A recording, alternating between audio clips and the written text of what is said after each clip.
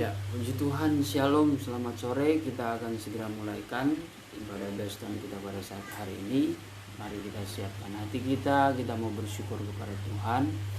Dan kita berikan waktu bagi Tuhan sejam ke depan untuk kita mau bersekutu lewat firman dan menyembah Tuhan Allah yang hidup. Tuhan, nanti doa pembukaan oleh Ibu Gembala. Kita akan angkat pujian yang mengatakan satu hal yang kudus.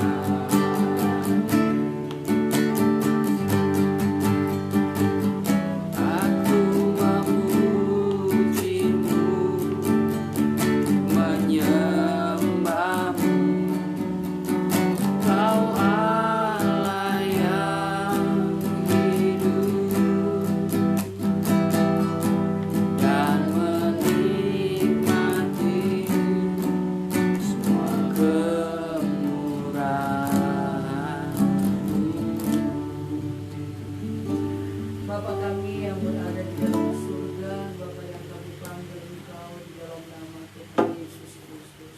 Pada sore hari ini Tuhan kami datang kepadamu. Kami mengucap syukur dan berterima kasih buat penyertaan Tuhan dalam kehidupan kami. Kalau kami masih boleh berada sebagaimana kami ada, bahkan kami boleh berkumpul untuk bersekutu dengan Engkau pada sore hari ini. Kami percaya semua ini terjadi oleh karena kasih kemurahan Tuhan dalam hidup kami. Sebab itu ya Tuhan, apa yang patut kami balas kepadamu di dalam kehidupan kami yang masih ada, kami tetap persembahkan kepadamu. Hati ini Tuhan, kami rindu bersekutu manis dengan Engkau lewat firman-Mu ya Tuhan. Oleh karena itu sebelum kami mendengar firman-Mu, kami mohon kuduskan tanah hati kami, kuduskan kepikiran kami Tuhan, agar kami boleh layak mendengar firman-Mu dan firman itu boleh tertanam di dalam setiap kehidupan kami, dan itu boleh bertumbuh, berbunga, berbuah, guna hormat dan kemuliaan nama-Mu. Kami butuh Engkau Tuhan, kami butuh firman-Mu yang selalu boleh mengarahkan kami pada jalan yang benar, agar kami semakin hari makin mendengar rencana Allah dalam setiap kehidupan kami. Terima kasih Tuhan, ampuni kekurangan kelemahan kami ya Bapa, tapi bawa terus kehidupan kami untuk lebih hari tetap setia kepada Engkau ya Bapa. Saat sore hari ini mungkin Tuhan, Engkau lihat sedang jemaat yang ada di rumah masing-masing yang mengikuti acara ini Tuhan.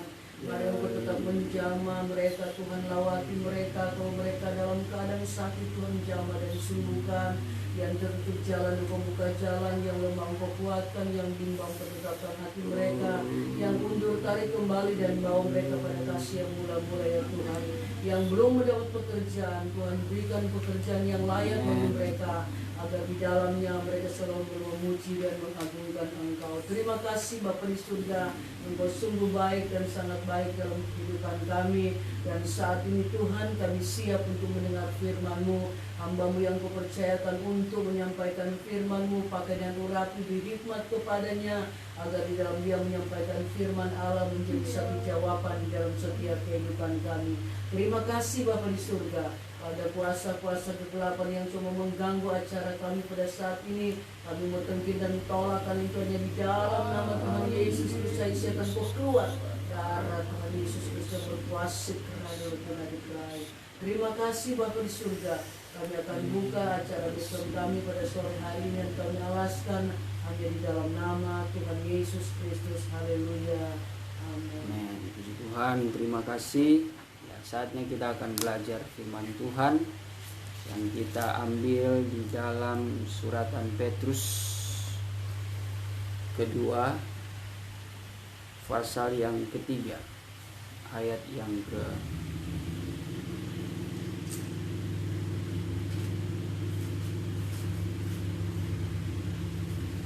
8. 2 Petrus 3 ayat yang ke-8. Demikian firman Tuhan.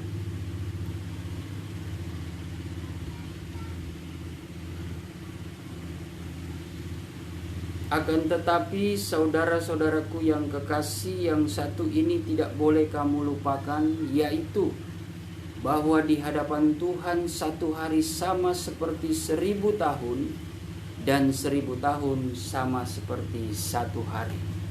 Puji Tuhan, saya percaya tidak kebetulan lewat pujian doa kita pada saat hari ini, ketika kita memulai untuk datang kepada Tuhan, semuanya itu kita mau mempersembahkan kehidupan kita kepada Tuhan, sebagaimana bukti kita adalah orang-orang percaya yang mau beribadah kepada Tuhan. Tentu kita beribadah kepada Tuhan dengan penuh hormat kepada Dia, sebagaimana di dunia sekuler pun kita bisa menghormati atasan kita, bahkan bos kita. Setiap pertemuan-pertemuan secara khusus membicarakan sesuatu mengenai pekerjaan perusahaan ataupun undangan-undangan yang sangat penting, yang membawa juga nama baik kita, yang membawa wibawa kita juga. Tentu kita melihat keadaan dan situasi tersebut adalah keadaan yang harus kita hormati, harus kita jalani dengan sebaik-baiknya, dengan penuh kerendahan hati, dengan penuh hormat, oleh karena pertemuan yang sangat penting terhadap orang-orang yang kita anggap penting. Nah, begitu juga gambaran di dalam kehidupan orang Kristen. Ketika kita beribadah kepada Tuhan, kita juga harus tahu hormat secara waktu, secara tenaga, secara pikiran, secara perilaku. Ketika kita datang beribadah kepada Tuhan, maka firman Tuhan mengukur dan mengingatkan kepada kita sebagai pengajaran bahwa ketika kita masuk di dalam ibadah, di dalam rumah Tuhan, kita harus berhati-hati. Karena firman Tuhan juga mengatakan bahwa Tuhan lebih suka orang yang dengar-dengaran. Artinya semenjak dia mau pergi beribadah kepada Tuhan, setiap umat manusia, umat yang percaya itu selalu ada nurani yang menjadi modal di dalam kehidupan batinia mereka untuk dapat menimbang mana yang baik, mana yang jahat. Dan nurani itu memiliki kekuatan untuk mendorong setiap umat manusia untuk melakukan hal yang baik. Nah, bagaimana pertimbangan rohani itu atau pertimbangan dari nurani itu mengenai hal yang jahat adalah dia menyimpulkan bahwa yang jahat itu dia hanya pelajari saja, menjadi pelajaran dalam hidupnya, supaya di kemudian hari dia tahu dan dia harus tahu apa yang harus dia lakukan. Jangan sampai dia berbuat hal-hal yang tidak baik sebagaimana dia sudah lewati kehidupan yang lalu. Nah, itulah kenapa saudara, ketika kita beribadah kepada Tuhan, Pengkhotbah pasal yang ke-4 ayat yang ke-17 mengatakan, jagalah langkahmu jikalau engkau datang ke rumah Allah. Coba kita baca. Ingat-ingatlah. Kalau di handphone itu pasal 5 ayat 1. Apabila engkau masuk ke dalam bait pula, karena sedia akan menurut itu baik daripada segala korban yang dipersembahkan oleh orang-orang bodoh, karena sesungguhnya dibuatnya jahat dengan tiada diketahuinya sendiri. Ya, di situ menurut ya. Ya, mungkin kita tidak terbiasa dengan salinan lama, coba baca dalam salinan baru. Jagalah langkahmu kalau engkau berjalan ke rumah Allah. Jagalah langkahmu kalau engkau berjalan ke rumah Allah. Menghampiri untuk mendengar adalah lebih baik daripada mempersembahkan korban yang dilakukan oleh orang-orang bodoh, karena mereka tidak tahu bahwa mereka berbuat jahat. Ya, jadi setiap kita yang menjadi umat pilihan Tuhan sudah mengertilah bagaimana kita melangkah ke rumah Tuhan. Melangkah di sini bisa berbicara ya ketika kita mau datang beribadah, tentunya ada persiapan. Persiapan itu harus kita jaga baik-baik, terutama persiapan dari hati. Roma 12 ayat 1 itu jelas bahwa persembahkanlah tubuhmu sebagai persembahan yang hidup, yang berkenan di hadapan Tuhan, dan yang kudus juga menurut standarnya Tuhan. Yang kudus menurut standarnya Tuhan, Tuhan meminta kudus pikiran, kudus hati, dan juga kudus perbuatan kita. Ditambah lagi kalau suratan Timotius, bagaimana kita menjaga kekudusan di dalam hal pengajaran kita. Nah itu. Nah saudara, kalau kita tahu betapa kudusnya kita datang menghadap Tuhan, ya tentu kita harus datang dengan penuh takut dan hormat kepada Tuhan, sehingga kita dapat mempersiapkan diri kita untuk menerima berkat ketika kita berjumpa dengan Allah. Karena kita sama-sama sudah belajar dan mengetahui di dalam suatu peribadatan ada suatu kuasa yang luar biasa menjadi jawaban di dalam setiap keperluan dan kebutuhan kita. Itu menjadi ayat hafalan bagi kita di dalam Keluaran 23 yang ke-25, bahwa beribadalah kepada Tuhan Allahmu supaya roti yang menjadi makananmu, air yang menjadi minumanmu akan senantiasa diberkati oleh Tuhan. Bahkan sakit penyakit itu akan dilalukan. Dan ini menyangkut perkara jasmani juga perkara rohani. Jadi kalau kita perhatikan ada dua perkara yang Tuhan berkati dalam kehidupan kita. Satu kali dalam beribadah, berarti memang kita merupakan orang-orang yang sangat beruntung. Sebab kita ini dilimpahkan dengan dua perkara. Manusia mungkin bisa menjamin, memberikan bantuan, memberkati, menjadi saluran berkat bagi kita dalam perkara jasmani. Tetapi belum tentu dalam perkara rohani. Ya, kalaupun seperti saya hamba Tuhan, mungkin anak-anak Tuhan, saudara seiman, dia bisa memberkati kita dengan memberi makan secara rohani lewat kesaksian tentang Kristus, bagaimana pengalaman hidupnya ditolong, disertai oleh Tuhan, sehingga itu menjadi suatu kesaksian, ditambah lagi dengan kebenaran firman yang diberikan kepada sesamanya, tentu dapat membangkitkan iman. Nah, itu sama saja menghidupkan rohani mereka, tubuh rohani mereka. Nah, terlebih juga sebenarnya hamba Tuhan yang diurapi Tuhan, yang ditentukan oleh Tuhan untuk menjadi saluran berkat, untuk memberi makan bagi jemaat yang hadir. Memberi makan dalam pengertian memberi makan secara rohani, supaya tubuh rohani itu dalam keadaan sehat, tubuh jasmani juga dalam keadaan sehat juga. Nah, di sini kita perlu tahu ya, bahwa ternyata beribadah itu sangatlah penting. Sebab kalau kita tadi menyanyi, lebih baik satu hari di pelataran Tuhan daripada 1000 tahun atau hari. 1000 hari. Coba kita buka. Di mana ayatnya? Lucy. Mazmur berapa? Mazmur 84 ayat 10.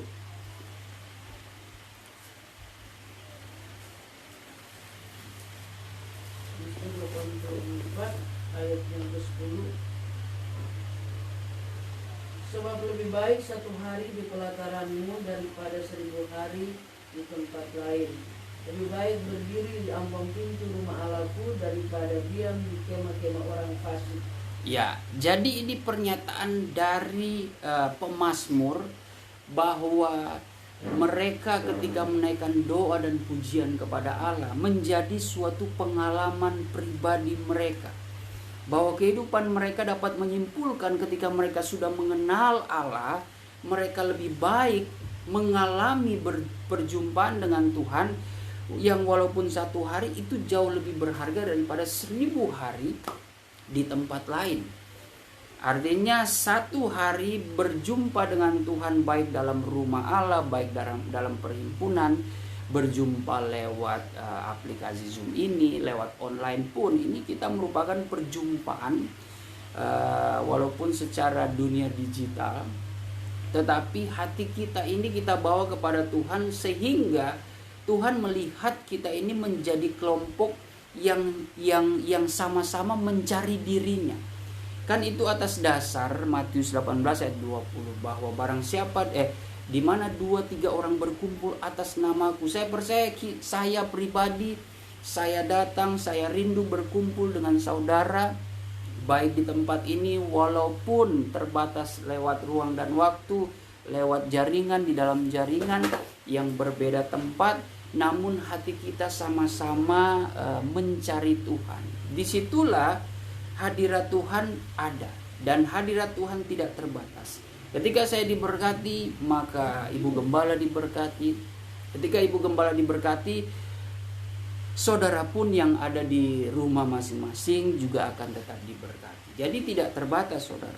Bagaimana berkat Tuhan itu mengalir dengan tiada hambatan, asalkan kita mempunyai niat yang baik untuk mencari Tuhan. Nah, mengenai suratan Petrus ini, saudara, justru dikatakan bahwa kamu harus tahu dan harus percaya, sesungguhnya satu hari di mata Tuhan itu sama seperti 1000 tahun di mata manusia. Nah, saudara yang dikasih Tuhan, memang dari sini kita dapat melihat dan merenungkan bahwa sesungguhnya waktu Tuhan itu bukan waktu kita. Kalau kita melihat dari ayat kebenaran firman Tuhan ini, terkadang kita mengeluh, menuntut supaya Tuhan menjawab doa kita menurut waktunya, menurut waktu kita.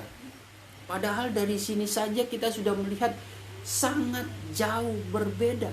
1000 tahun dibanding 1 hari itu adalah suatu perbedaan waktu yang sangat jauh, saudara. Saudara, walaupun saat ini mungkin saudara berada di Indonesia, mungkin di saudara kita ada di luar negeri, itu pun cuma berbeda 1 hari 24 jam. Tetapi waktu Tuhan dengan waktu manusia ternyata berbeda, jauh berbeda. Sedangkan waktu saja sudah jauh berbeda, apalagi hikmat, rencananya, dan pikirannya. Nah, ini yang harus kita pahami baik-baik. Kita manusia hidup di dalam anugerah Tuhan. Tentu kita tidak perlu khawatir akan waktu Tuhan ketika kita meminta segala apa yang kita butuhkan, segala apa yang kita perlukan kepada Tuhan. Kita serahkan kepada Tuhan bagaimana Tuhan yang akan menjawab dengan cara dan waktunya yang tepat. Kalau kita mau hitung-hitung ya saudara, coba kita kalkulasikan. Seandainya 1000 tahun bagi manusia, terus 1 hari bagi Tuhan. Kalau bagi Tuhan itu setengah hari berarti berapa tahun? 500 tahun. Ini kita berandai-andai ya, kita pakai logika. Oke, 500. Setengah hari ya, anggaplah kalau setengah hari kan 1 hari itu bagi kita kan 24 jam. 24 jam, lalu kalau setengahnya 12 jam. 12 jam kalau setengahnya lagi berarti 6 jam ya, seperempat hari. Seperempat hari itu berarti kalau bagi manusia jadi berapa itu? 250 tahun. Saudara, itu seperempat harinya Tuhan, itu waktu bagi manusia masih 250 tahun, saudara. Oke, seperempat hari itu berarti 6 jam. 6 jam kalau kita bagi lagi setengah. Setengahnya 6 jam berapa? 3 jam. Nah, berarti setengahnya dari 250 berapa? 125. Jadi kalau 3 jam bagi Tuhan itu 125 tahun di mata manusia. Jadi 3 jam ya. 3 jam. Nah, 3 jam ini kita bagi lagi setengah. Jadi berapa? 1,5. 1,5 jam. Atau kita bagi sepertiganya. Kalau 3 jam sepertiganya berapa?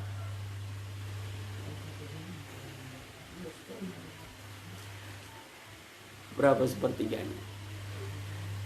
1 jam. 1 jam kan? Ya, 1 jam. Berarti kalau sepertiga dari 125, ya taruhlah 60 ya. Sepertiganya 40 tahun. Ya, setuju ya. Jadi 1 jam bagi Tuhan itu 40 tahun bagi manusia. Coba 1 jam itu kan kita bagi setengah lagi. Ini kita berandai-andai. Ini tidak alkitabiah. Kita sama-sama merenungkan secara logika ya, secara logika dulu. Tadi berapa? 1 jam 40 tahun ya. Oke, 1 jam kita bagi lagi setengah. Jadi berapa? 30 menit ya. 1 jam kan 60 menit ya. 30 menit. Berarti 40 setengahnya berapa? 20 tahun. Nah, coba deh kita renungkan baik-baik ketika kita minta kepada Tuhan. Mungkin kita minta kepada Tuhan, Tuhan, saya mohon kepadamu, Engkau menjawab pergumulan doa. Aku ingin minta kekasih, pendamping hidup. Seumpama hamba Tuhan Lucy, aku minta jodoh Tuhan. Tuhan jawab, ya sebentar. Setengah jam ya. Setengah jam itu kan kalau ya di lingkungan kita manusia itu cuma sebentar kan ya, setengah jam, ntar ya setengah jam, mungkin aku lagi masih sibuk ya, mungkin seperti itu. Ibarat kata kita mengandai-andai saja ya, tunggu setengah jam berarti tunggu berapa? Kalau 20 tahun saudara. Jadi Lucy, kapan terakhir Lucy minta jodoh? Ya, ini hanya berandai-andai saja. Dalam pengertian, ya memang kalau dalam pengajaran itu jelas ya. Tapi Saya katakan tadi ini hanya menurut logika manusia saja. Kita tidak tahu satu hari bagi Tuhan itu apakah hitungannya 24 jam kah, atau hitungannya ada siang ada malam. Nggak mungkin ada malam dia di sorga sana. Semua itu terang, kekal, siangnya kekal, sudah tidak ada malam. Tetapi kalau memang firman Tuhan ini menyatakan suatu waktu, hari kepada kita yang membaca manusia, kita bisa saja menafsirkannya secara sementara, walaupun kita tidak bisa memastikan kebenarannya. Tetapi firman Allah itu setidaknya memberikan penjelasan yang cukup konkret untuk kita memahami, oh 1 hari di mata Tuhan 1000 tahun bagi manusia. Ya, mungkin kita bisa menyimpulkan 1 hari itu adalah suatu ungkapan 1 hari yang menurut ukuran manusia. Jadi kita bisa saja memahami 1 hari bagi Tuhan artinya 24 jam. Ya, artinya dengan ukuran logika kita. Ya, kembali lagi mengenai jawaban Tuhan. Ya, mungkin Lucy nanti tunggu umur 47 tahun baru Tuhan jawab. Tapi kan kita tidak tahu, ya, hamba Tuhan Lucy. Tuhan bisa saja dia mungkin saja menjawab dengan secepatnya. Bukan setengah jam, tunggu setengah jam. Coba kita kembali lagi. Setengah jam tadi berapa? 20 tahun. Nah, coba setengah jam, setengahnya berapa? 15 menit. 15 menit berarti setengahnya 10 tahun. Kalau 15 menit setengahnya berapa? 7,5 menit, ya. 7 menit lah, hitunglah 7 menit. Berarti kalau setengah dari 10 tahun? Nah, jadi bisa saja Tuhan memberikan jawaban, tunggu ya 5 menit hambaku. Ya udah, berarti kita harus tunggu selama berapa tadi? Bukan, bagi manusia berapa? 5 tahun. Jadi enggak lama lah 5 tahun. Jadi saudara sekalian yang mungkin sedang mencari jodoh, ya, kalau Tuhan belum menjawab, mungkin waktu Tuhan itu berbeda dengan waktu kita. Kalau kita mau ukur-ukur seperti ini, kita mau jawaban cepat. Oke, jawaban cepat menurut siapa? Kita berdoa kepada Tuhan, bos kita, yang empunya kehidupan kita. Ya udah, menurut waktu dia. Nah, kalau kita pakai pikiran logika, ya udah. Kalau 5 menitnya Tuhan ternyata menunggu 5 tahun, ya udah. Berarti kita harus sabar, saudara. Karena waktu Tuhan itu pasti tepat dan sempurna, indah, selalu tidak pernah meleset. Tuhan pun kalau menjawab, kalau berjanji, dia tidak pernah berdusta. Dia pasti akan melakukannya. Dia pasti akan melakukannya. Makanya di dalam Bilangan 23 ayat 19 coba mengatakan, kalau dia berfirman, dia pasti akan mengerjakannya. Bilangan 23 ayat 19. Allah bukanlah manusia sehingga ia berdusta, bukan anak manusia sehingga ia menyesal. Ya. Masakan ia berfirman dan tidak melakukannya, atau berbicara dan tidak menepati. Nah, jadi hamba Tuhan Lucy kalau berdoa minta jodoh, ya, kalau Tuhan sudah berfirman, tidak mungkin dia tidak melakukannya. Pasti dia akan melakukannya. Kalau kepada manusia, ya, mengenai jodoh terkadang hamba Tuhan, gembala, tidak bisa memastikannya. Sekalipun kita pun bisa mengeluarkan perkataan iman, karena keyakinan kita kepada Tuhan mampu melakukan, memberikan jawaban tepat waktu, memberikan jawaban cepat atau lambat. Tetapi sampai di mana kesabaran kita dan keyakinan kita tentang jawaban Tuhan itu, kapanpun kita harus sabar. Kapanpun kita harus sabar, saudara. Sekarang kalau kita seringkali mendengar nubuatan, Tuhan katakan, aku tahu segala pergumulanmu, aku tahu segala pekerjaan, aku tahu segala kebutuhan, apa yang engkau rindukan. Aku akan memulihkan keluarga, aku akan memulihkan keadaanmu, aku akan memberkati. Engkau lihat, aku akan melakukan sesuatu hal yang tidak pernah engkau sangka. Itu sudah ada lewat firman maupun suara nubuatan. Ya sudah, Tuhan tidak mau memberikan secara spesifik waktunya. Karena kalau Tuhan memberikan secara spesifik, wah, itu manusia bisa main curang. Biasanya seperti itu. Tetapi Tuhan Cukup menyimpulkan saja secara general. Ya, pokoknya aku berjanji aku akan menjawab. Ya, kalau hamba Tuhan Lucy atau teman-teman yang masih muda menantikan jodoh atau pekerjaan atau ada pergumulan atau ada kebutuhan, ada kerinduan di hari depan, keluarga, pekerjaan, kalau Tuhan sudah menyatakan kebenarannya, sabar saja. Mungkin saudara ketika saudara berdoa, saudara melihat, kok malah seperti ini ya keadaannya. Sudah tenang saja, saudara harus percaya. Kalau Tuhan sudah berfirman, Tuhan sudah menyatakan janji, maka Tuhan akan menggenapinya cepat atau lambat, saudara. Lihatlah contoh Abraham.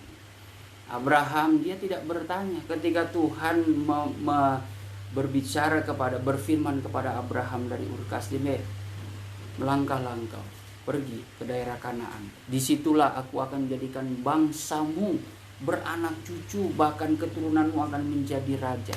Tanpa basa-basi langsung dia pergi. Itu dia meninggalkan harta kekayaannya, dia meninggalkan saudaranya, keluarganya. Tapi ketika Tuhan berfirman, pergilah engkau, dia pergi. Dia pergi, saudara. Bahkan dia ketika Tuhan meminta kepada Abraham untuk mengorbankan anaknya Ishak, dia tidak mengeluh. Tidak pernah mengeluh. Mungkin dia pikir, anak satu-satunya baru saja engkau beri Tuhan, kenapa engkau sudah mau suruh sembelih anak ini? Tidak ada protes seperti itu. Saudara baca saja, tidak ada. Dia langsung sudah bawa kayu bakar, bawa api. Nah, walaupun di tengah jalan anaknya itu sempat bertanya, sudah ada kayu bakar, sudah ada api, mana dia punya domba, ayah?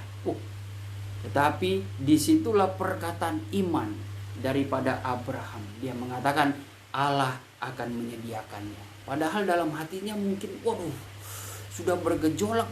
Kalau dia mau jujur nggak mungkin, bahwa justru yang disembelih adalah anaknya sendiri. Tapi disitulah perkataan iman Abraham, sebab Abraham tahu betul bahwa Allah akan menyediakan. Dan betul, saudara, ketika sampai detik-detik terakhir Abraham memang sudah tidak berpikir panjang. Dia sudah mengikat anaknya, sudah menaruh di atas kayu bakar, dia sudah mengeluarkan pisau, dia mau menyembelih lehernya, tetapi ditahan oleh Tuhan. Hei, tunggu, hambaku Abraham, aku sudah melihat ketaatanmu. Makanya saudara, kalau kita hidup taat di hadapan Tuhan, sekalipun kita harus mengorbankan sesuatu, apapun itu, ya kalau memang kita betul-betul mau mengikuti kehendak Tuhan, Tuhan pasti menyediakan segala perkara. Tuhan pasti akan selalu memberikan segala apa yang kita butuhkan, apa yang kita perlukan. Asalkan kita mau mengorbankan segala sesuatu hanya untuk mencari Allah. Nah, sederhananya pesan firman Tuhan saat ini ya seperti tadi. Dari lagu tadi, bahwa mengenai bagaimana kita selalu rindu untuk datang ke rumah Allah. Datang ke rumah Allah, di mana datang ke rumah Allah itu kita pun harus menjaga langkah kita. Kita datang itu Tuhan lebih suka orang yang dengar-dengaran akan firman Tuhan, bukan orang yang sekedar membawa persembahan. Justru firman Tuhan tadi mengatakan, jangan seperti orang yang datang beribadah ke rumahku hanya memberikan persembahan, persepuluhan, supaya mereka dilihat, ini orang yang rajin memberikan persembahan, ini pasti orang Kristen, orang yang agamawi. Bukan seperti itu. Justru Tuhan suka adalah orang yang datang itu mencari firman-Nya, sebagai ayat terakhir di dalam Matius 5 ayat yang ke-6 ya.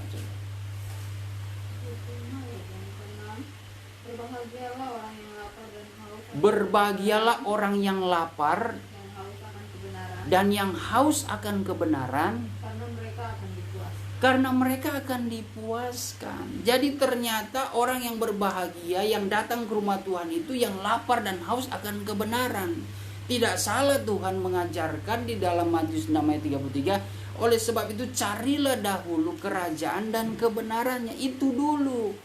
Karena itu menyangkut kekal, bukan menyangkut yang fana, bukan sementara. Kita ini sampai saat ini kita masih boleh hidup, yang terutama masih ada semangat, gairah hidup.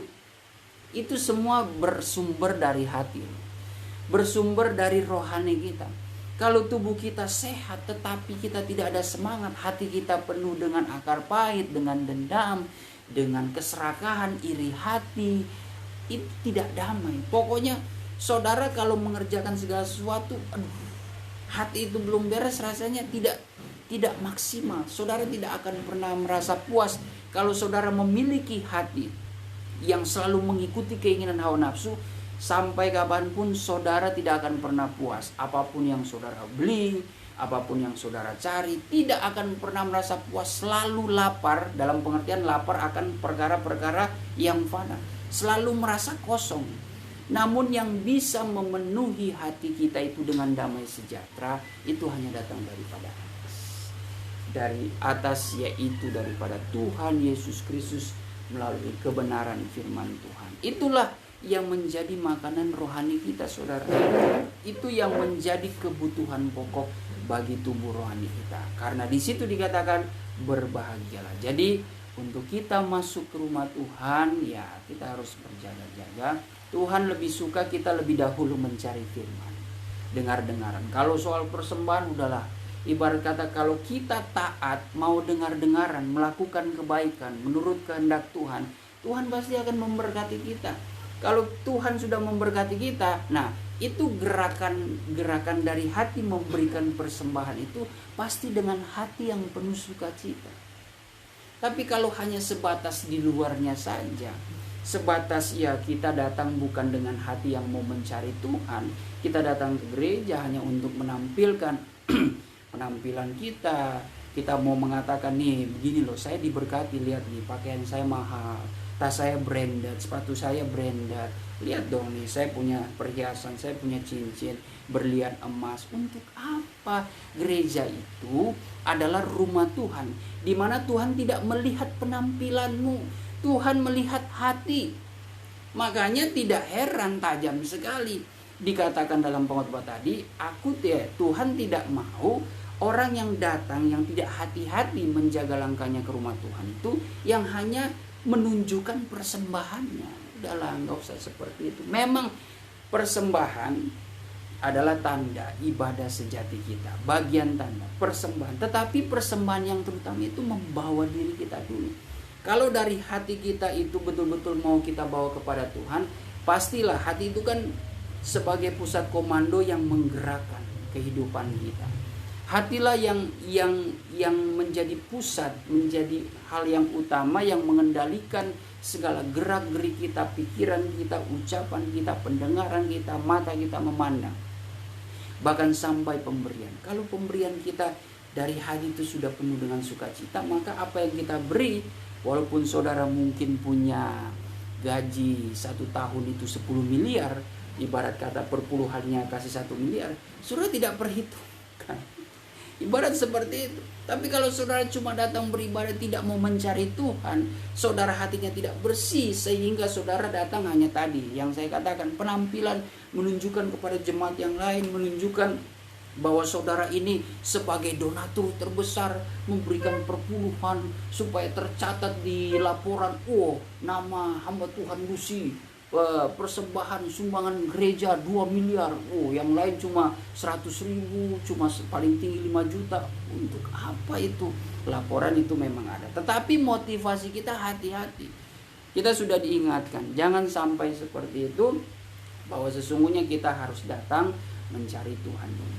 Kalau didorong dari firman Tuhan, ya tentu saudara akan memberikan perpuluhan pun tidak melihat manusia, tidak melihat gembalanya. Biasa ada loh seperti itu, umat yang memberikan persembahan, memberikan perpuluhan, cemburu. Ada kecemburuan, iri hati. Ada itu seperti itu. Gembalanya mungkin jemaatnya bersaksi, puji Tuhan saya mendapatkan pekerjaan, saya mendapatkan berkat 500 juta, ya saya sudah bernasar kepada Tuhan. Yang lain cemburu. Ada juga yang sudah memberikan perpuluhan seperti tidak rela, saudara. Ya seperti ada kesaksian komedian ya, Mongol ya, tentang perpuluhan, lucu juga. Jadi dia diberkati, dia berpikir gajinya dia katakan kurang lebih 1-2 miliar, terus dia mau kasih itu 100 juta perpuluhan. Besok-besok dia lihat ibu gembalanya sudah pakai berlian. Oh Tuhan Yesus, kalau anak Tuhan ini mau melihat mau pakai ukuran logikanya, dia mungkin sedap sekali ini gembala ini, ibarat kata seperti itu. Tapi kalau dia betul-betul memberikannya untuk Tuhan, dia tidak peduli, sudah yang penting secara batinnya dia, tanggung jawab dia, hidup dia itu kepada Tuhan, dia sudah tunjukkan buktinya lewat mempersembahkan dirinya dulu, tubuhnya sebagai persembahan yang hidup, sembari dia membuktikan juga membawa perpuluhan. Karena maaf sekali lagi saya mau ingatkan lagi supaya saudara tidak berprasangka saya bukan mau menyinggung saudara yang sudah memberikan perpuluhan atau belum, tidak, dijauhkan semuanya itu. Artinya itu semua hal yang kedua gitu. Dalam kita datang ke rumah Tuhan, soal persembahan itu semua hal yang kedua. Hal yang utama itu adalah Tuhan.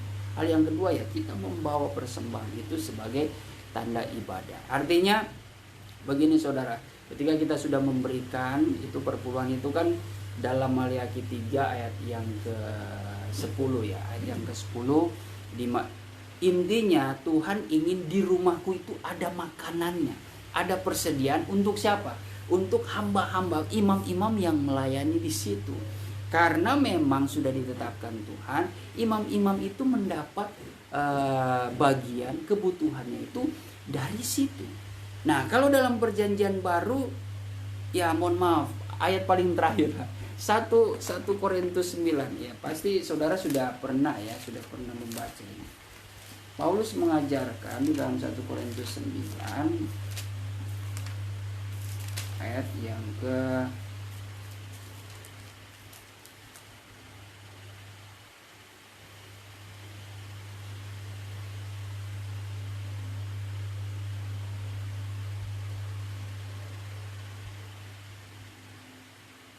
ayat yang ke-13.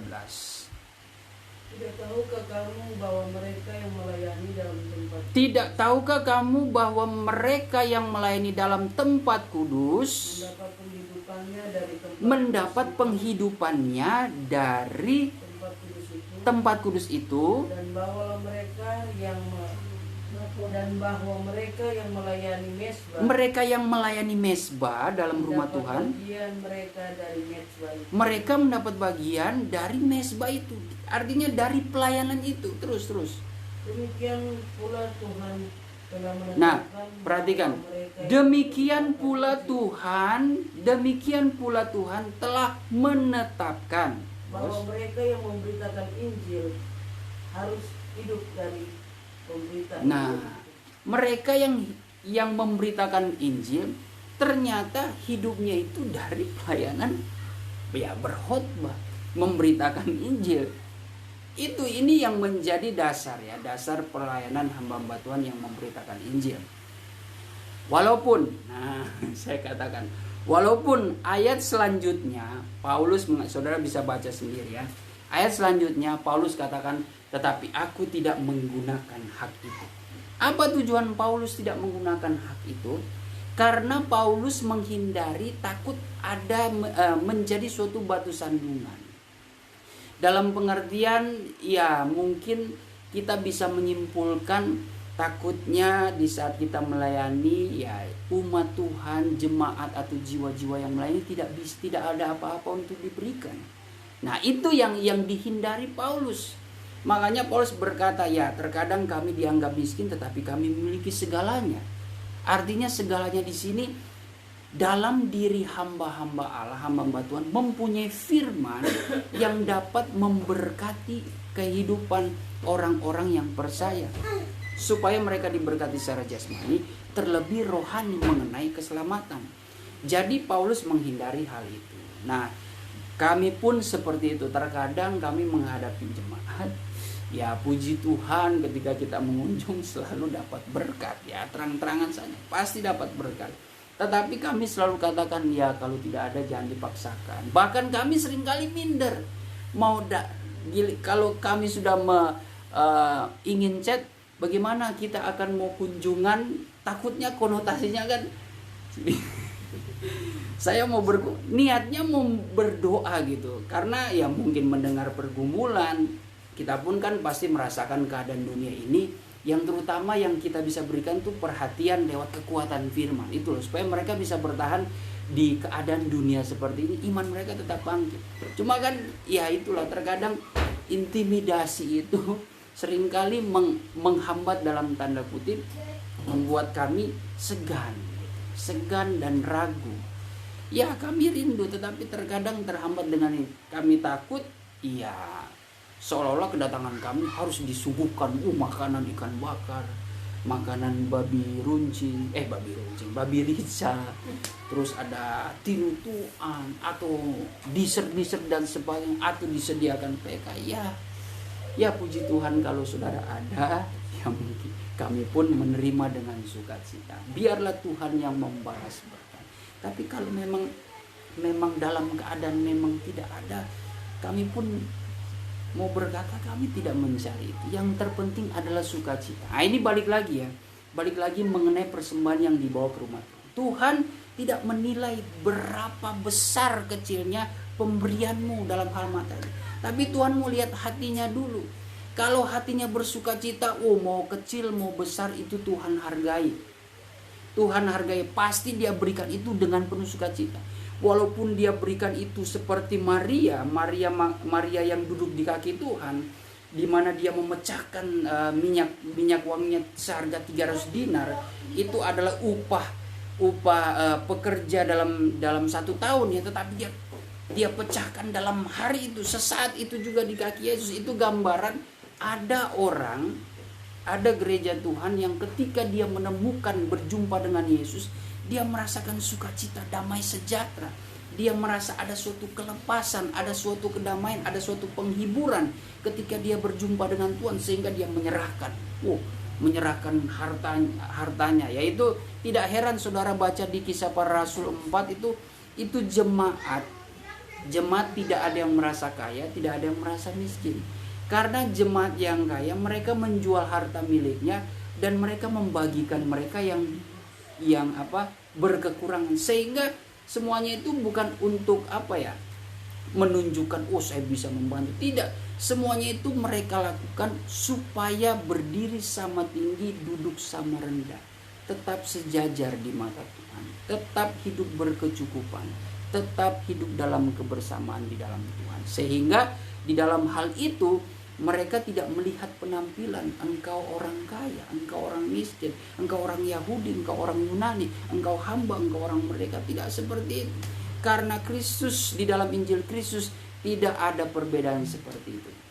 Dimanapun, siapapun saudara, Injil Kristus merupakan kekuatan Allah yang memberikan damai sejahtera, berkat dalam kehidupan kita. Makanya di dalam ayat pokok kita mengenai bagaimana kita harus tahu bahwa di mata Tuhan itu 1 hari, tetapi di mata manusia itu 1000 tahun. Ini mengingatkan kita bahwa waktu Tuhan bukanlah waktu kita, dan kepikiran rencana Tuhan itu bukanlah rencana kita. Kalau kita sudah memohon kepada Tuhan, kita datang beribadah kepada Tuhan, kita mau berjumpa dengan Tuhan, kita meminta sesuatu kepada Tuhan, sabarlah menanti dengan penuh keyakinan.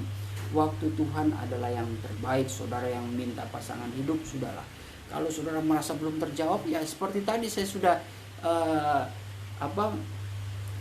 kita bersama-sama berhitung ya, secara logika. Waktu Tuhan itu ternyata kalau Tuhan katakan tunggu 5 menit ya, ternyata itu harus tunggu 5-10 tahun lagi. Jadi bersabar saudara dalam hal meminta pekerjaan, meminta pemulihan, bahkan kesembuhan pun mungkin saja ya waktu Tuhan ada. Mungkin kita seperti tidak sembuh-sembuh, tapi ternyata ada waktu Tuhan. Ketika kita sembuh, ketika kita dipulihkan, ketika kita diberkati, saat itulah waktu yang tepat. Tuhan sudah merancangkan semuanya dengan penuh damai sejahtera. Puji nama Tuhan. Demikianlah firman Tuhan. Kita akan berdoa.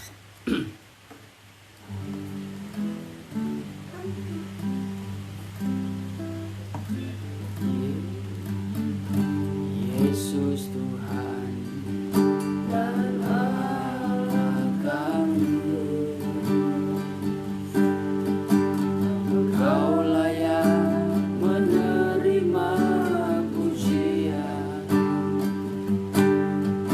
hormat dan kuasa, sebab Kau telah ciptakan segalanya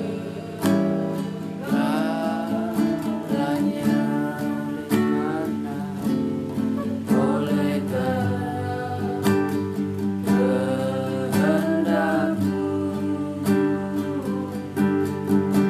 semuanya itu telah ada.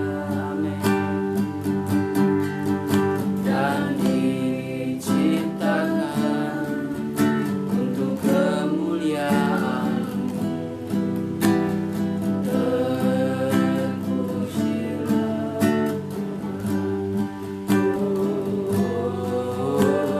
sana, terpujilah Tuhan, terpujilah Tuhan Yesus. Sana, terpujilah Tuhan, terpujilah Tuhan Yesus. Kami bersyukur kepadamu Bapa, kalau pada saat hari ini kami boleh kembali diingatkan akan segala kebesaran dan keperkasaan-Mu Tuhan. Kau Allah Bapa kami yang maha kuasa, maha tinggi, maha sempurna. Rancangan-Mu Tuhan senantiasa Engkau berikan bagi kami, yang mendatangkan damai, sejahtera, kemenangan dalam hidup kami Tuhan. Oleh karena itu Tuhan, kami percaya pada saat hari ini, seberapa kami yang berkumpul walaupun dalam jaringan yang ada, kami percaya Engkau tetap ada Tuhan di setiap pribadi, di setiap hati kami. Engkau hadir melalui firman-Mu, memberikan kedamaian, memberikan sukacita, memberikan penghiburan oleh sukacita Roh Kudus, sehingga kami boleh tetap kuat menghadapi kehidupan kami pada saat hari ini. Oleh karena itu Tuhan, kami bersyukur juga kepada Engkau kalau kami boleh belajar Tuhan bagaimana di mata-Mu Tuhan satu hari, tetapi bagi kami umat manusia adalah 1000 tahun. Kami boleh yakini dan kami boleh belajar bersama-sama Tuhan, bahwa sesungguhnya tatkala kami memohon sesuatu kepadamu agar Engkau menjawab doa kami, tentu Engkau mempunyai cara dan waktu yang berbeda. Tetapi Tuhan, waktu-Mu tepat, indah dan sempurna Tuhan. Kami mau selalu belajar menyerahkan dan berserah kepada Engkau, sebagaimana Tuhan Engkau yang mengatur kehidupan kami. Engkau mampu memberkati kehidupan kami Tuhan, sesuai dengan kehendak-Mu. Terima kasih Bapa, setelahnya kami diisi dengan firman-Mu. Rindulah hati kami untuk menyembah Engkau dalam roh dan kebenaran. Kuasa kegelapan yang mengganggu dengan berbagai cara, demi nama Tuhan Yesus Kristus kami usir Engkau pergi keluar. Darah Tuhan Yesus yang berkuasa, terima kasih Tuhan, urapi kami semua di tempat ini, dan juga Tuhan sidang jemaat-Mu yang menyaksikan di rumah masing-masing. Di dalam nama Tuhan Yesus Kristus kami sudah berdoa. Haleluya. Ku sembah, ku sembahkan Engkau yang layak untuk ku sembah, ku sembahkan, ku sembahkan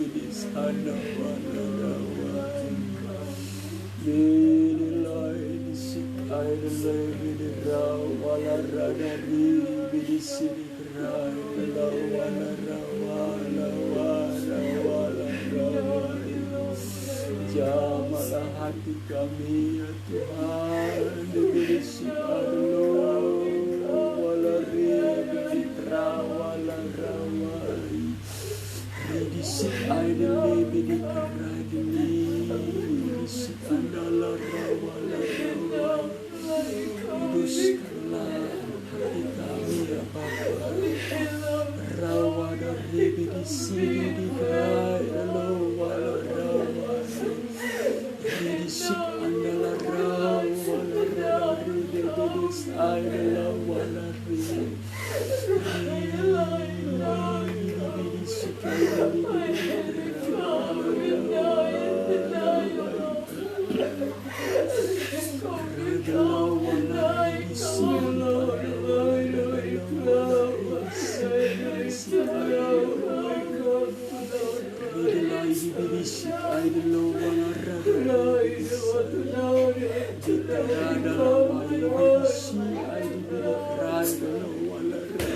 Aku akan ada, aku ada,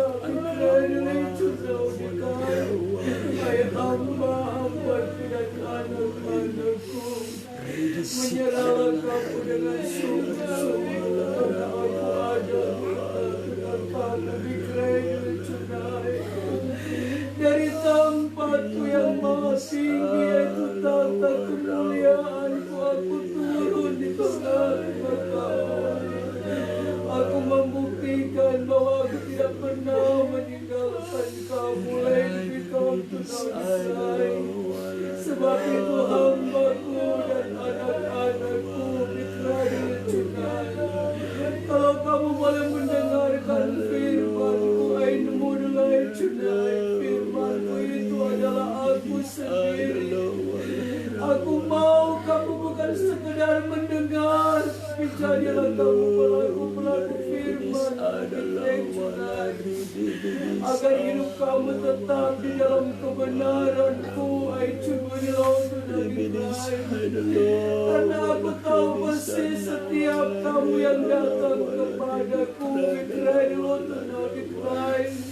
walaupun banyak kekurangan, kelemahan yang kamu lakukan, tapi ketika kamu datang berdamai dengan aku, memohon pengampunan dari aku sedia memberikan pengampunan bagi kamu dan menguduskan kamu, agar kamu tetap hidup layak di hadapanku, hambaku dan anak-anakku. Aku perlu memberitahukan kepada kamu di tengah-tengah kamu mengiring aku dan melayani pekerjaanku. Kamu tidak akan luput daripada berbagai macam tantangan yang datang di dalam setiap kehidupan kamu. Tapi satu hal yang perlu aku ingatkan, tetaplah kamu bertahan dan setia di dalam aku, karena aku berjanji aku tidak akan pernah meninggalkan kamu. Berikanlah waktu yang baik untuk aku, hambaku dan anak-anakku, supaya kamu dapat merasakan kekuatan yang aku selalu berikan bagi kamu di tengah-tengah kamu menjalani kehidupan kamu di dalam dunia ini, bahwa kamu perlu menyadari bahwa tanpa aku sia-sia hidup kamu. Oleh sebab itu andalkan aku dalam hidup kamu, maka kamu akan melihat bagaimana aku sedia menolong, memberkati, dan aku sedia membela kamu. Rahai sini kau tenai, terutama di tengah-tengah dunia ini kamu hidup fikrai dan juga fikrai. Tidak ada siapa-siapa yang kamu harus andalkan, hamba-hambaku. Alilmu tunau di kerajaan tunai, tapi andalkan aku sungguh-sungguh, maka kamu akan melihat bahwa penyertaanku selalu nyata, dan aku berjanji aku tetap memelihara kehidupan kamu asal biarkan kamu tetap hidup benar di hadapanku. I become tonight. Mengertikah kamu? I become tonight light. Ajarlah kekudusan hamba-Ku dan anak-anak-Ku. Karena tanpa kekudusan kamu tidak akan melihat kemuliaan-Ku. Sebab itu lisi become tonight. Aku minta kepada kamu untuk kami tetap teguh di dalam aku. Apapun yang terjadi, serahkanlah semua itu kepadaku. Dan hanya aku yang dapat memperdulikan kamu. I know tonight cry. Mengertikah kamu hamba-Ku dan anak-anak-Ku? Berbahagialah kamu yang sudah mendengarkan suara Roh-Ku bicara. Terpujilah nama-Mu Tuhan, kami boleh dikuatkan kembali. Roh kami dipuaskan Tuhan, tentu kami tidak bisa menjauh daripada kasih karunia-Mu. Terima kasih Tuhan, Kau mengingatkan kami banyak hal lewat kebenaran firman-Mu. Terlebih di dalam kekudusan hidup kami ya Tuhan. Tentunya apa yang menjadi Tuhan permohonan kami, apa yang menjadi permintaan kami, Engkau menuntut suatu kekudusan hidup kami, agar kami boleh melihat kemuliaan berkat-Mu berlimpah-limpah di dalam kehidupan kami. Terima kasih Tuhan, bentuklah kehidupan kami, agar kami boleh menjadi orang-orang yang berlayak menerima kemuliaan-Mu, menerima berkat dan janji firman-Mu Tuhan.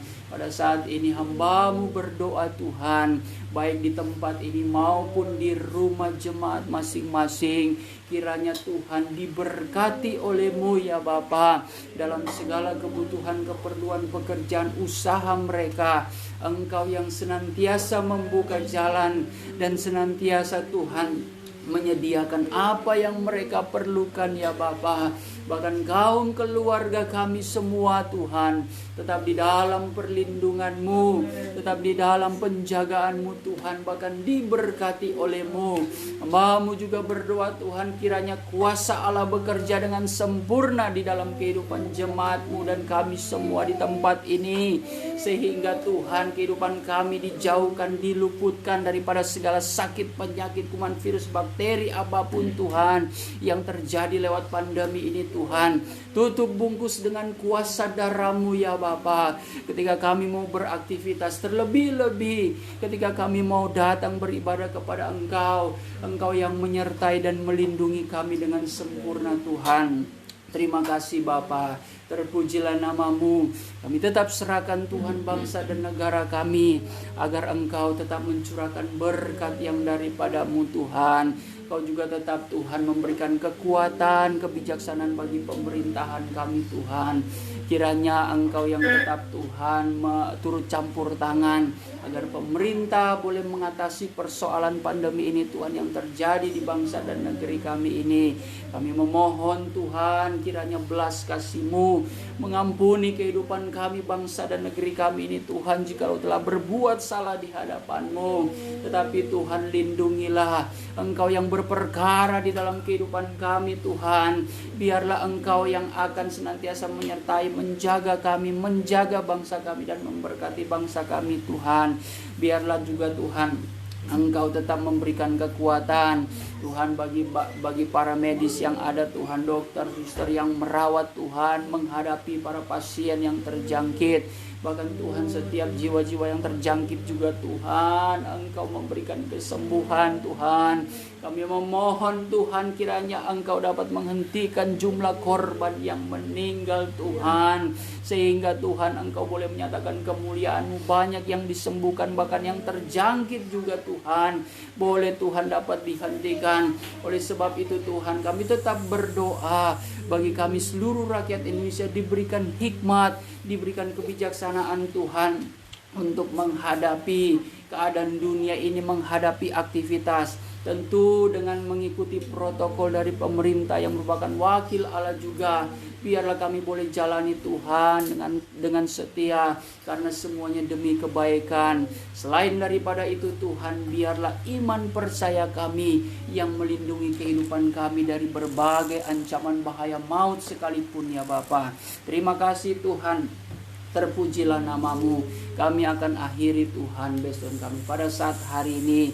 Kami Tuhan menaikkan segala doa dan permohonan kami yang belum terucap. Engkau Allah yang maha tahu, Engkau sempurnakan, Engkau menjadi sumber jawaban, akan mengembalikan jawaban menjadi berkat bagi kami. Terima kasih Bapa di sorga, kami sudah berdoa dan mengucap syukur di dalam nama Tuhan Yesus Kristus. Saudara dan saudariku yang dikasihi Tuhan, terimalah berkat damai sejahtera yang dianugerahkan Allah Bapa di sorga oleh cinta dan kasih sayang Tuhan Yesus Kristus. Lewat perantaran kuat kuasa Roh Kudus memberikan penghiburan, pengharapan yang baru, sukacita sorga dan kekuatan yang baru.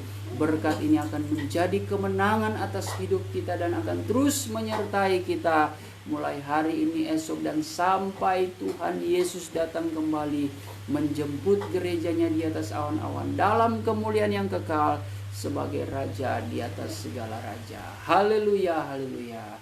Amin. Ya, puji Tuhan. Ya. Ya, ibadah kita sudah selesai. Ada penglihatan?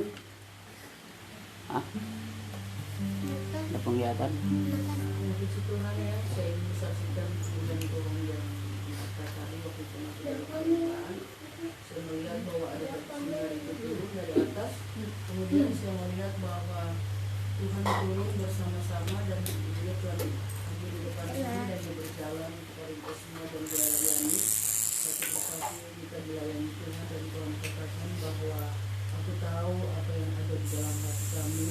Dan katakan aku tahu kamu selalu ada berbuat salah di hadapan aku, tapi ketika kamu berdamai dengan aku minta pengampunan, aku sedia memberikan pengampunan.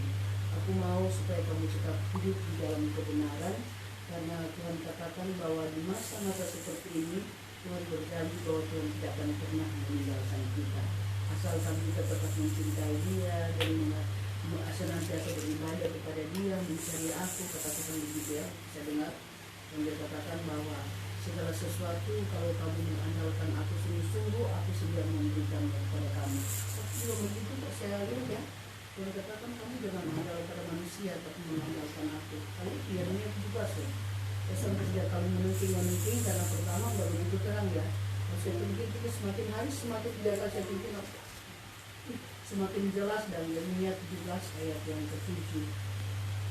Yang saya lihat tadi niatannya apa, kemudian Tuhan berhadapan kepada kita dan katakan jangan kamu takut, bahwa aku berjanji aku tetap melindungi dan sedia memberkati.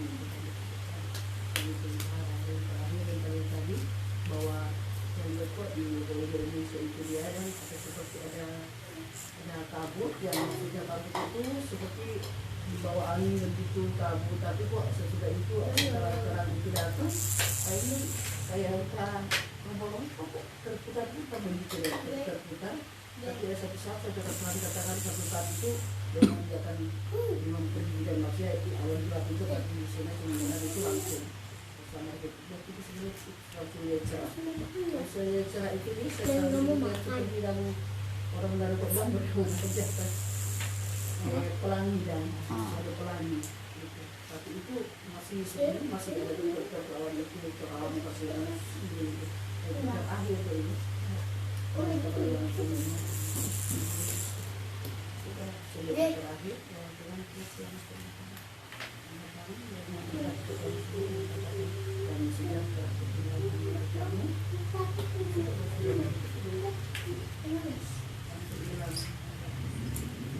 Ya, puji Tuhan ya. Mungkin saudara yang di rumah kurang jelas mendengarkan, ya, saya menjelaskan intinya saja. Jadi tadi ada terang, itu membuktikan Tuhan hadir di dalam persekutuan kita pada saat hari ini. Lalu di situ juga tadi Tuhan mengingatkan kalau kita mempunyai salah, mempunyai dosa kepada Tuhan, maka kita harus senantiasa berdamai dengan Tuhan. Mungkin tadi juga yang kenapa nubuatan Tuhan mengingatkan akan kehidupan yang kudus. Ya, Tuhan tahu segala perkara. Dalam pengertian ya kita juga jangan saling menuduh. Tetapi kita semua di sini ya punya kesalahan masing-masing. Hanya Tuhan yang tahu, artinya berarti kita harus senantiasa hidup dibaharui oleh Tuhan, selalu berdamai dengan Tuhan, meminta ampun supaya itu pun dapat melancarkan berkat Tuhan ya. Karena di dalam Yesaya 59 itu mengatakan, bukannya Tuhan itu berat pendengarannya, bukan tangan Tuhan itu tidak kurang panjang untuk diulurkan memberikan pertolongan, menyalurkan berkatnya, tetapi semuanya itu menjadi tidak mungkin kita terima berkat Tuhan karena ada dosa dan kejahatan, niat-niat hati kita yang tidak baik terhadap sesama ya. Karena kan kita mengasihi Tuhan itu dibuktikan dengan mengasihi sesama. Jadi kita tidak bisa melakukan kejahatan di hadapan Tuhan, tetapi dalam pengertian kita bisa melakukannya itu terhadap sesama. Nah, dalam pengertian Tuhan melihat hati ya. Tuhan melihat hati ketika kita berbuat jahat kepada seseorang, berniat jahat ya, sesungguhnya itu sudah secara tidak langsung sudah berbuat jahat kepada Tuhan karena kita melanggar perintah Tuhan. Tetapi ada kemurahan Tuhan supaya kita senantiasa dibaharui. Lalu tadi penglihatan yang selanjutnya diberikan ayat bahwa pesan-pesan Tuhan menghadapi keadaan sekarang ini, kalau selama kita giat beribadah, mengandalkan Tuhan, berdoa, mencintai firman, mencintai hadirat Tuhan, mencintai doa, maka Tuhan akan memelihara kehidupan kita. Tuhan tidak suka kita ini mengandalkan kekuatan kita. Kita mungkin punya kemampuan, skill, kita merasa dengan kemampuan kita, oh saya bisa mendapatkan pekerjaan yang lebih ini ya, atau saya bisa bertahan hidup karena saya yakin dengan kemampuan saya dan sebagainya. Tapi tadi ada ayat diingatkan ya, menjadi ayat hafalan kita di dalam Yeremia 17 ayat yang ke-7 itu mengatakan diberkatilah orang yang mengandalkan Tuhan. Kalau surah baca itu sangat baik ya. Itu seperti seperti pohon yang tertanam di tepi air, yang senantiasa berbuah pada musimnya, yang daunnya tetap hijau. Artinya berkat Tuhan berlimpah di dalam kehidupan orang yang senantiasa mengandalkan Tuhan. Tetapi terkutuk orang yang mengandalkan dirinya sendiri. Kita sebagai orang percaya, kita mempunyai kepercayaan kepada Tuhan, Allah yang Maha Besar, yang memelihara kehidupan kita. Ketika kita meragukan Dia, maka Tuhan juga tidak akan memberikan pertolongan bagi kita. Tuhan akan melihat kita ini sepertinya mampu menjaga kehidupan kita, padahal sebenarnya kita tidak bisa berbuat apa-apa ketika hidup kita di luar Dia. Nah, lalu selanjutnya penglihatan itu mengenai keadaan dunia, khususnya di Indonesia ini ya, bagaimana tadi penglihatan melihat ada kabut hitam. Kabut hitam ini ternyata ketika dia datang menaungi bangsa Indonesia ini, ada angin yang bertiup sehingga mendorong kabut hitam ini. Tetapi pada awalnya dia berputar-putar, namun Tuhan katakan ya suatu saat itu akan hilang sama sekali. Nah, dalam pengertian sebenarnya angin ini saudara adalah kekuatan doa. Angin yang mendorong kabut hitam ini berbicara. Kabut hitam ini kan bisa berbicara hal-hal kerusakan, maut juga berbicara itu kabut hitam. Karena memang ya sudah jelas ya, banyak berkata pandemi ini ada yang ya korban berjatuhan ya. Pokoknya kabut hitam ini menggambarkan masa-masa kesulitan, masa-masa kesukaran, dan bukan tidak mungkin ada suatu maut yang terjadi, dan itu memang terjadi. Tetapi ada angin yang mencoba untuk menolak semua itu. Nah, angin itu adalah kuasa doa. Angin itu juga kita bisa pelajari dari Kisah 2 ketika murid-murid berkumpul di loteng Yerusalem. Roh Kudus itu datang menyerupai angin yang besar, tetapi tidak memporak-porandakan tempat itu. Namun itu berbicara tentang kuasa. Nah, lawan kita, musuh kita ini adalah pemerintah di udara, bukan pemerintah ini ya, pemerintah negara yang ada, tetapi pemerintah di udara ya, yang diizinkan Tuhan memakai pandemi ini untuk membuat masa-masa kehidupan kita ini masuk kepada masa yang sukar. Tetapi kalau kita terus tolak dengan doa ya, kita tidak akan dinaungi dengan kabut hitam. tetapi kita akan senantiasa mengalami terang daripada Tuhan.